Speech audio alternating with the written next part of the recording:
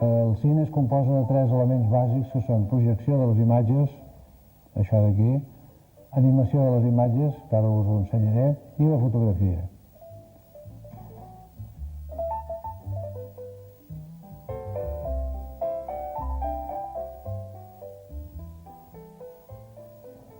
La fotografia podríem dir que comença amb les siluetes, els fisionotraces, que eren unes siluetes més apurades, més acurades, més ben fetes, els daguerrotips, unes màquines que són els primers models de cada una de les càmeres, de les marques que són més emblemàtiques, Leica, Contax, Rolleiflex, etc. Fotografia estereoscòpica, i aquest raconet d'aquí està dedicat a la cronofotografia, que són la descomposició del moviment mitjançant fotografies que fan un anàlisi i després calia fer-ne una síntesi. Això és altra vegada, diguem-ne, la llavor del cine, l'embrió dels cinemes.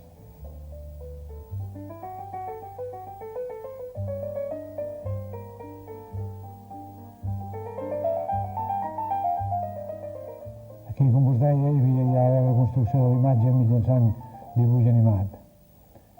El fenequitiscopi de l'any 1832, el zootrop del 1834, després el praxinoscopi, que ara us ho ensenyo en un moment. Veieu? Això és el praxinoscopi, que va amb uns miralls, i aquí l'obturació es fa amb uns miralls. Llavors, esclar, al no haver-hi pròpiament obturació dita, el mirall va canviant de posició l'un de l'altre, no disminueix de lluminositat i es veu molt bé. Aquesta secció, com us deia, és la de l'animació de les imatges, el disc de fenequitiscopi d'en Plató, els altres fenequitiscopis d'un disc que van amb un mirall,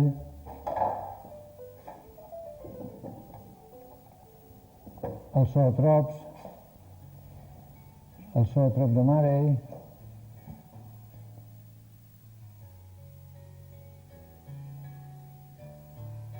aquí per raons d'espai hi he ubicat el kinetoscopi d'Edison, que és potser una de les peces més importants de la col·lecció i representa una de les peces més importants en quant al que fa referència a la història del cinema. Això podríem dir-ne ben bé que és l'embrió, que és la llavor del cinema. Era el cine, l'únic que passa que només es podia veure, més ben dit, un sol espectador. I del que es tractava era que es pogués projectar.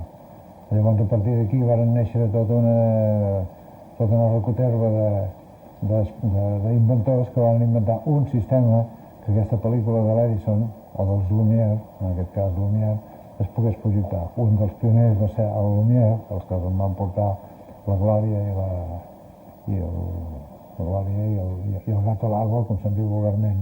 Van ser els Lumière, però n'hi ha hagut d'altres, com l'Albert Leprans, August Leprans, hi havia hagut el mateix Edison, hi havia hagut en Fritz Green, hi havia hagut en Belt, hi havia hagut l'Sklodowski, hi havia una llista pràcticament inacabable que van inventar el cine. El que passa que els Lumière van ser dels primers i amb un aparell que anava molt i molt bé. I a més, com que estaven introduïts a la Real Acadèmia de Ciències francesa i tenien una fàbrica de productes fotogràfics a Lyon, eren molt coneguts i van ser realment els que es van imposar. I amb raó, perquè dic, el seu aparat era molt ben fet, el seu aparell.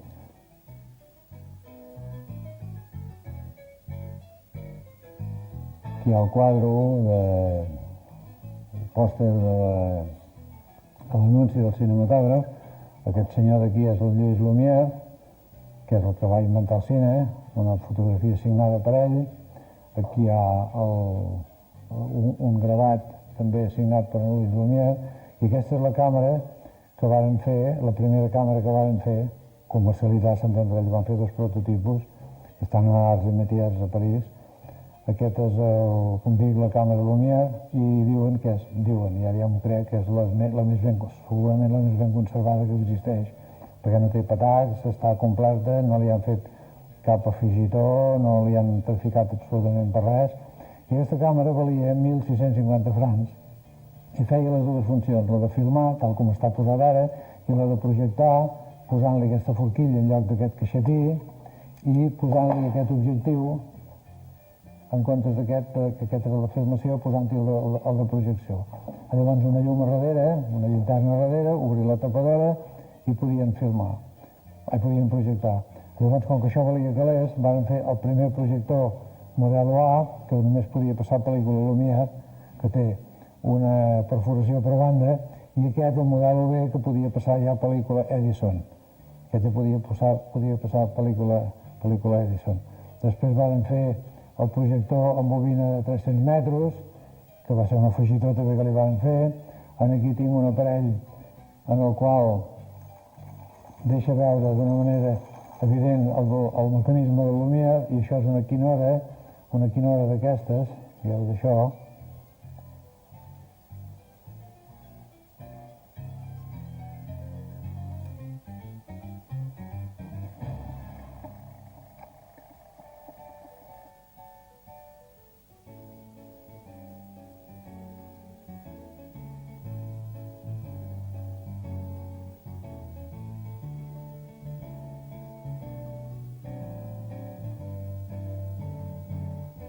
Hi ha una mostra de cada una de les, diguem-ne, marques més emblemàtiques d'aquesta producció en quant al que fa referència al cinema amateur. Aquí tinc un armari dedicat a la pallart. Hi ha les primeres càmeres i els primers projectors de la marca. Després passo a ensenyar-vos el Pate Babi, que és poder la marca més emblemàtica i la que va tenir més influència a dintre del desenvolupament del cinema professional o amateur per allà als anys 20 ja. Havien fet bastants intents però no havien arribat a quallar, però a partir del Pate Babi sí. Llavors aquí hi ha el prototipo, que era el que va servir per patentar la marca Pate Babi. La memòria escrita està a París i el prototipo, el que acompanyava aquesta memòria escrita, està aquí, per circumstàncies que ara no venen al cas, però que són degudes a la burocràcia lenta i que, mira, vaig comprar. Aquí, en la col·lecció del Pate Babi, estan representats pràcticament tots els projectors i totes les càmeres de 9 i mig, i aquí, com a nota destacada, també hi ha una càmera de les primeres, del primer model, que és de 9 i mig, en maneta, i està muntada sobre una torreta autòctona, de manera que quan rodaves la maneta, la mateixa càmera anava descrivint una panoràmica degut a aquesta torreta que porta a sota.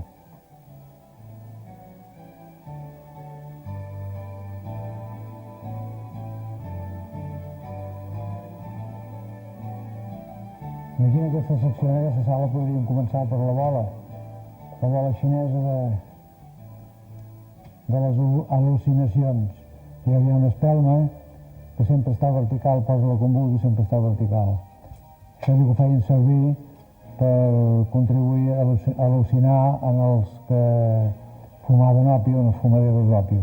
I aquesta secció d'aquí, tot això, és la secció que jo anomeno de projecció de les imatges.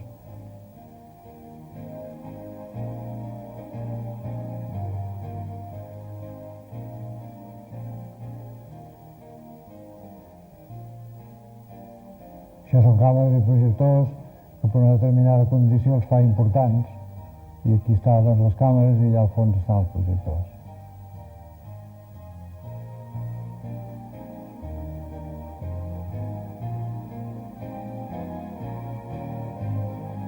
Veiem aquí els trastos que jo em vaig construir quan era nano, que venia un home que feia cine en aquell poble, amb un carromato, una espècie de saltimbanquis. Aquí li guardo dos trossets de pel·lícula, d'una pel·lícula que em va donar grossa, que ell ja no li servia per dolenta, i jo em vaig construir aquest aparatejo amb pinyons de bicicleta, trossos de troncs d'arbre, i això va funcionar. Això tenia jo 10 anys quan el vaig construir, Quan el vaig començar a construir, uns 12 quan el vaig acabar. Esclar, havia d'anar a jugar, havia d'anar a l'escola, havia de fer doncs, tot el que feien els altres mainades aquí al poble, els altres nens. Jo, doncs, a les hores de la nit em dedicava a fer el projector. Vull dir, traguem-ho de les hores de son. Aquí en vaig fer un altre. Aquest el vaig començar que tenia 12 anys. Aquesta funcionava bastant més bé que no pas aquella, que era més perfeccionada. Vam anar a Barcelona amb el meu pare i em va comprar aquest tros de maquinària d'aquí, i a partir d'aquí, amb l'objectiu que hi ha d'aquella altra màquina, i amb trossos d'un camió que s'havia estavellat aquí amb un arbre, i pots de carn de conserva, una capsa de pastilles GABA per ventilador, un quadre de comandaments terrible, la mà de ben assortit, que moltes coses no servien per res, però feien bonic. Vaig construir aquest armatostre i aquest va funcionar bé. Aquest va funcionar molt bé, funcionava molt bé aquest. I més tard em vaig construir quan tenia 28 anys, que jo era casat i tenia dues noies, dues nenes petites. Vaig construir aquest per fer-los les primeres pel·lícules dels primers passos, els primers cops de cul a terra, els seus primers jocs, en fi, tots els jocs que pot fer una criatura i guardar-ho, observar-ho. I aquest va resultar que me'l vaig vendre per comprar un altre fabricat a França. I el vaig tenir perdut durant tota una sèrie d'anys, i inclús alguna vegada havia somiat que l'havia trobat i un dia el vaig trobar. Ja feia 6 o 7 anys que va sortir als Encants i un xicot de Barcelona que comercialitzava una mica així amb aquestes coses de cine el va comprar i me'l va oferir pensant que era un prototip, i jo vaig tenir la sort de tornar-lo a adquirir. És la peça que m'ha fet més gràcia de tornar-lo a trobar. De les peces que em fan més gràcia de tenir, evidentment, és aquest projector que em vaig construir jo, però la peça que m'ha fet més il·lusió de tornar a trobar és precisament aquest projector que jo m'havia fet i que m'havia vengut.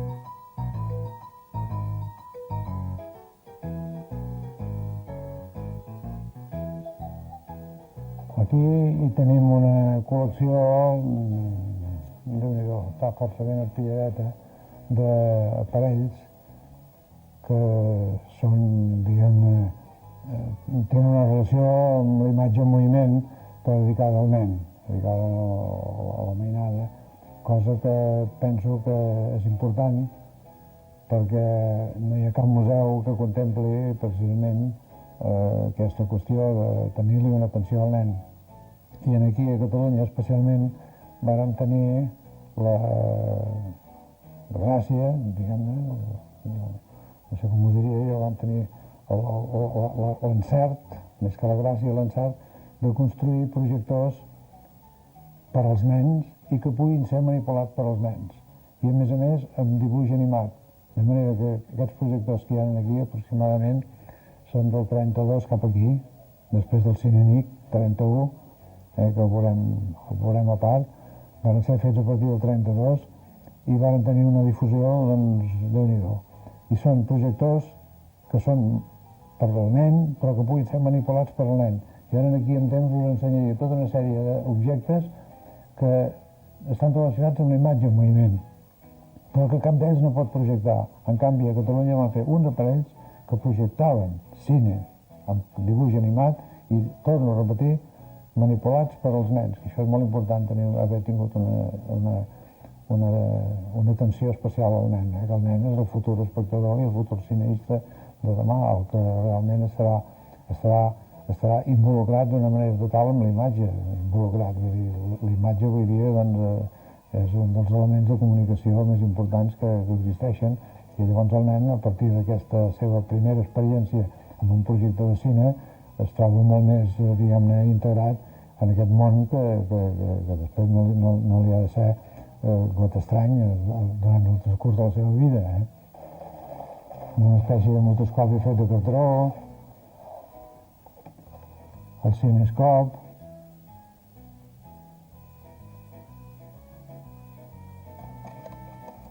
l'cinematogràf,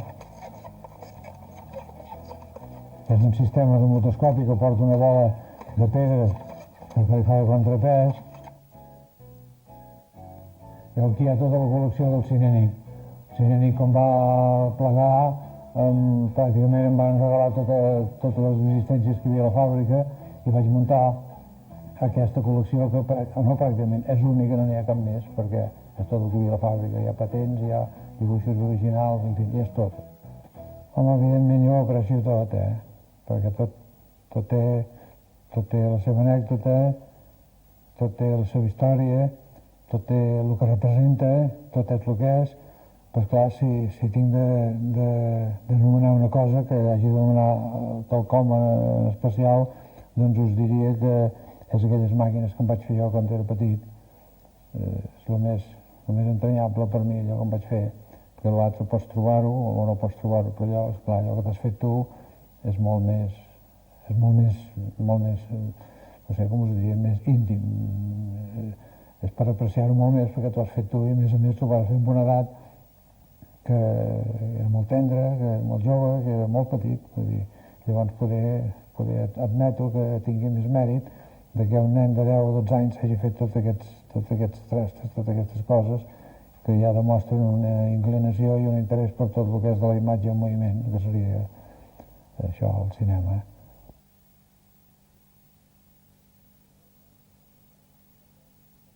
Home, això cal veure-ho, Cal veure com quedarà, però en principi sí, l'avantprojecte que jo he vist per mi està força bé. El que passa que, esclar, cal veure com es portarà a cap. Fins que no sigui fetes les coses no pots, fins que no li veus el cul no pots dir si és femella, m'entens? Vull dir, no. Però bueno, jo crec que sí, em penso que està en bones mans. Per part de l'Ajuntament de Girona hi ha molta sensibilitat i molt d'interès.